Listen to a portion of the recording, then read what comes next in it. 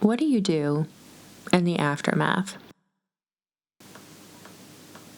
Today I'm looking back at 2019, my year of yes, aka my year of goblin energy, as I called it at the time, to see what I can pull out of the rubble and bring with me into a new year. I think 2025 was a hard year for many, many people for many, many reasons. I mean, personally, I feel like it took a lot from me in terms of physical objects, but also my sense of self. I spent the last few months of 2025 in a complete fog. I've been trying to fight my way out of it and clear my head and remember who I am, because I feel like I have less of a sense of self than I had a decade ago. There's something about the fact that I'm about to turn 40 that makes me feel like I should have more wisdom than I have now. And maybe that's humility that comes with age, but part of it isn't.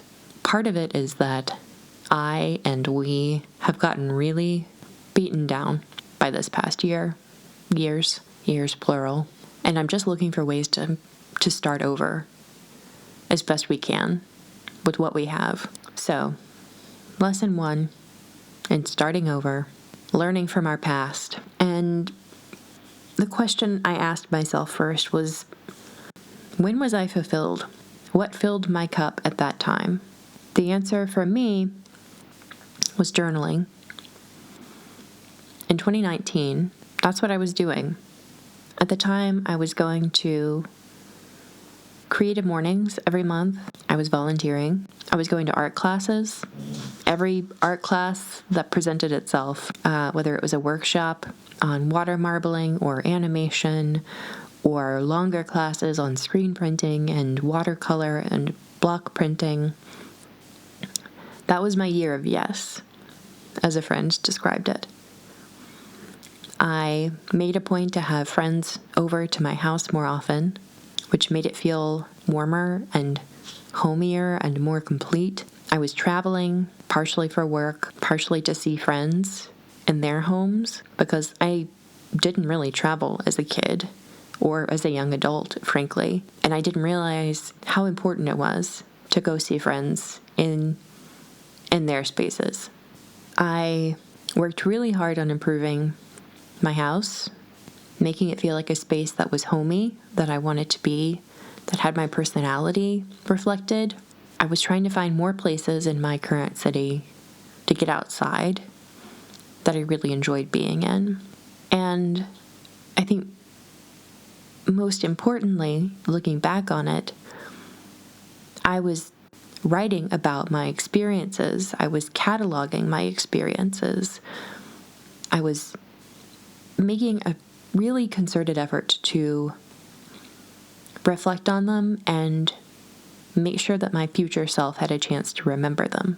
So it was partially about the things I was doing, but also that sense of reflection. And I'm trying to think of how I can carry that forward with me now. Right now, I don't have many friends here present. I don't have the money to spruce up my space.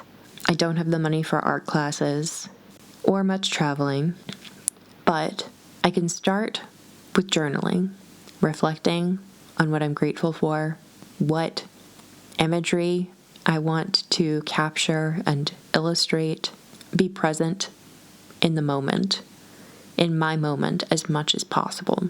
Because being online and being in social media, either producing things or consuming, means I'm being present in someone else's moment and not in my own.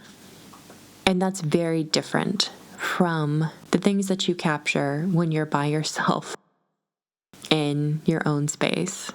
So that's me. Journaling is my focus. Journaling is the thing I'm bringing forward from my past. What about you? What's a good thing you can bring from your past? Maybe something you dropped. What can you pick back up and bring with you into 2026?